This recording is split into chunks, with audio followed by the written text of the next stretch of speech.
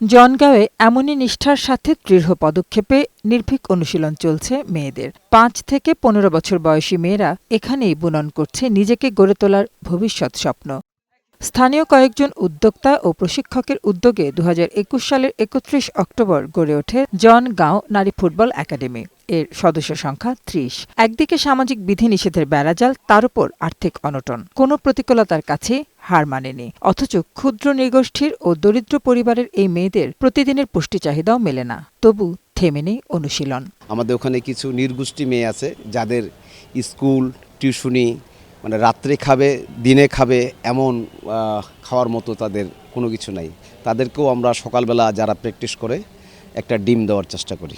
যেখানে আমরা ধর্মান্ধতা, আমরা হানাহানি বা আমরা হিংসা দেশের মধ্যে বসবাস করছি, সেখানে গ্রামের কিছু তরুণী তারা ফুটবল খেলছে।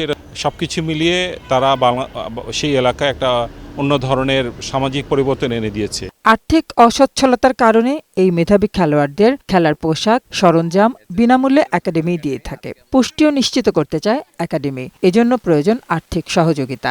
সম্প্রতি হলিক্রস কলেজ অ্যালামনাই অ্যাসোসিয়েশন এই ৩০ ফুটবল কন্যার পাশে দাঁড়িয়েছে। এত প্রতিকূল পরিস্থিতিতে মেয়েরা এভাবে খেলতে পারে সেটা আমি আসলে প্রথমে বিশ্বাসই করতে পারছিলাম না। যে এলাকার মানুষের সাপোর্ট যদি না থাকতো তাহলে তো ওরা এই সুযোগটা আসলে পেত না। যদি আমরা পাশে না দাঁড়াই, ওদেরকে একটু সামনে এগিয়ে না দিই, তাহলে তো ওরা এগিয়ে আসতে পারবে না। বিশেষ করে নারীদের পাশে আমাদের দাঁড়াতেই হবে। আমরা হলিক্রস কলেজের প্রতিনিধিত্বকারী। আর্থিক সহযোগিতার পাশাপাশি শিক্ষাক্ষেত্রেও পাশে থাকার প্রতিশ্রুতি হলিক্রস কলেজ কর্তৃপক্ষের। আমাদের হলিক্রস কলেজে এটা একটা নারীদের কলেজ।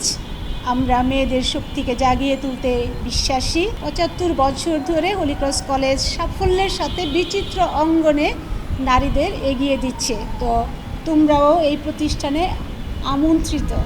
তো খেলতে খেলতে বড় হবে, এখানে পড়তে পড়তেও বড় হবে। একাডেমির ৩ সতীর্থ এখন জাতীয় দলে। অনূর্ধ্ব ১৭তে রয়েছে জবা রানী ও সুরভি রানী। গোলকিপার হিসেবে জাতীয় দলে খেলছে মেঘলা রানী রায়। এরই মধ্যে ৫টি দেশও ভ্রমণ করেছেন খেলার সুবাদে। রীতা নাহার, বৈশাখী সংবাদ, ঢাকা।